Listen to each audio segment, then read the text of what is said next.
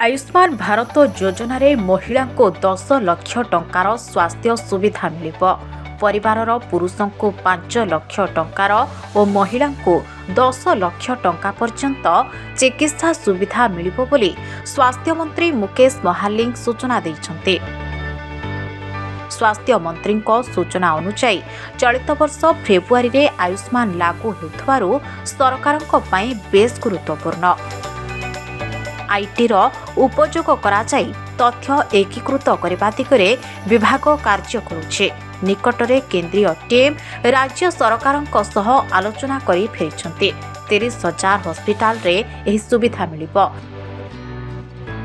प्रति परिवार पुरुषों को 5 लाख और महिला को 10 लाख टंका पर्यंत चिकित्सा सुविधा मिलिबो। जातीय और राज्य राशन कार्ड ई-केवाईसी डाटाबेस को आधार करी कार्ड दियाजिबो। जेउमानकर ई-केवाईसी होई नाही सेमानक नाम को सरकार विचार को नेबे। 1 कोटी परिवारर तथ्य सरकारक पाखरे पहुंचेछि।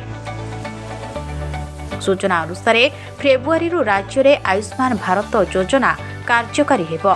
गोपबंधु जन आरोग्य योजना मध्य जारी रहिबो। डबल इंजिन सरकारर लाभ पाइबे राज्यवासी। एने विभागीय प्रस्तुति शेष पर्यायर पहुंची। एही योजना स्वास्थ्य क्षेत्र में बड़ विप्लव आनिबो। आयुष्मान भारत सह गोपबंधु जन आरोग्य योजना को मिसाजिबो। राज्य में 1 कोटी परिवारर 3.5 कोटी लोकों को एही योजना रे शामिल कराजिबो। स्वास्थ्य मंत्री कहिसेंति जे सरकारक पई चलित वर्ष गुरुत्वपूर्ण वर्ष। 2025 शेष बेलको जख्मा मुक्त हेबो ओडिशा और सारा देश।